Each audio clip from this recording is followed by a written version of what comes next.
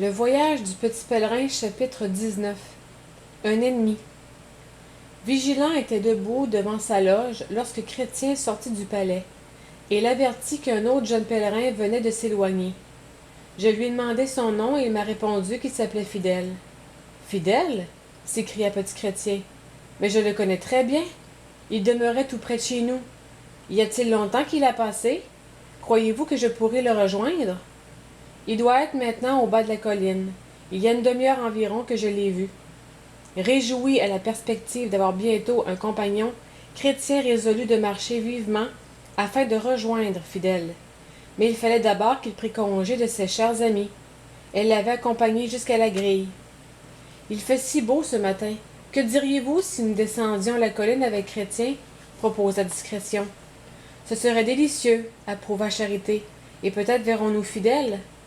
Pourquoi n'est-il pas entré ici? Probablement pour gagner du temps, suggéra sa mère. Vous souvenez-vous que le palais magnifique était construit au sommet des monts Difficulté? Or, la vallée qui s'étendait au pied de cette éminence se trouvait être la vallée de l'humiliation, et le sentier qui descendait des grilles du palais était extrêmement raide. Chrétien fut donc très reconnaissant que Discrétion lui prit la main dans la sienne et qu'elle la tint ferme, car ses pieds glissaient souvent. Je crois que la colline est très difficile à monter et bien dangereuse à descendre. Oui, affirma Prudence, beaucoup de personnes font ici de mauvaises chutes.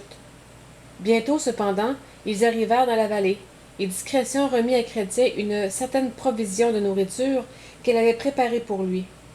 Adieu, dit-elle, nous avons eu beaucoup de plaisir à te recevoir. Je n'oublierai pas de donner ton message à ton père lorsqu'il s'arrêtera au palais.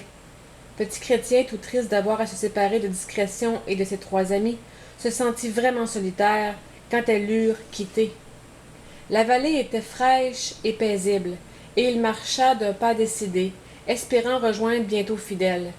Mais au lieu de Fidèle, ce fut un homme venant à sa rencontre qu'il aperçut. Il était grand, robuste, et de physionomie rien moins qu'agréable. Comme il approchait, Chrétien le reconnut, pour l'avoir vu autrefois. C'était un officier en chef de l'armée du méchant prince, le seigneur moi-même. Il est ennemi du roi, pensa Chrétien. Il va certainement essayer de me nuire. Que faut-il que je fasse? Son premier mouvement fut de retourner en arrière, et de courir au pied de la colline. Peut-être Discrétion se retournerait, tel et le verrait, ou Vigilant serait-il encore au portail du palais, et pourrait envoyer quelqu'un à son aide. Mais il se souvint à temps, heureusement, qu'il n'avait pas d'armure sur le dos et que sa cuirasse et son bouclier ne lui serviraient que s'il faisait face à l'ennemi. Il résolut donc d'aller de l'avant, comptant sur le secours du roi. Moi-même passerais peut-être sans prendre garde à un aussi petit garçon. Chrétien marcha donc résolument, et moi-même fus bientôt à ses côtés. D'où viens-tu? S'enquit-il, s'arrêtant devant Chrétien et regardant sa brillante armure. De destruction. Et où vas-tu? À la cité du roi. Tu me sembles avoir oublié que destruction m'appartient. Si tu n'étais pas un pauvre garçon que je peux y ramener, je te tuerais pour t'être sauvé sans ma permission. Je sais que la ville vous appartient, reprit bavement Chrétien, mais le roi m'aime plus que vous ne m'aimez, et je préfère vivre avec lui. Moi-même souris. Ne fais pas le nigaud, voyons. Je sais être fort aimable avec les gens quand ils me plaisent. Si tu reviens avec moi et me promets de ne plus jamais te sauver, je ne me fâcherai pas. Tu vivras dans ma maison et tu seras l'un de mes serviteurs. Je suis serviteur du roi, repartit Chrétien. N'importe. Les sujets du roi le quittent souvent. D'ailleurs, tu étais bien le mien quand tu demeurais chez toi.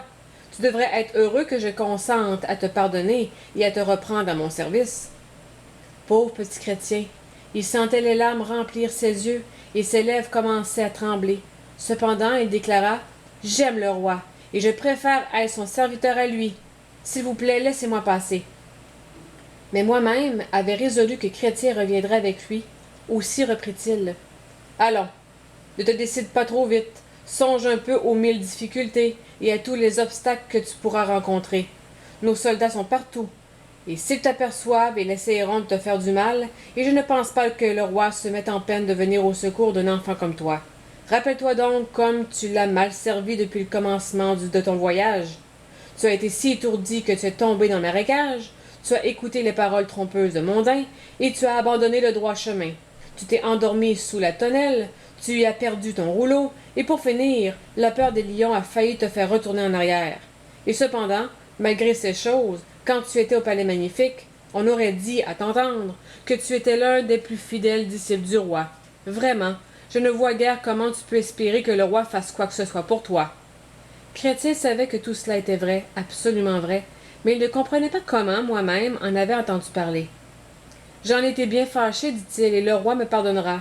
Il sait que je ne suis qu'un petit garçon. Alors moi-même ne pus retenir sa colère plus longtemps. Il avait jusque-là parlé avec douceur, espérant que Chrétien se déciderait de bon gré à abandonner le roi, mais lorsqu'il vit que ses paroles ne servaient à rien, il devint furieux. « Je déteste ton roi, s'écria-t-il, et son peuple et tout ce qui lui appartient. Tu es mon serviteur, tu n'iras jamais à la céleste cité, parce que je te tuerai.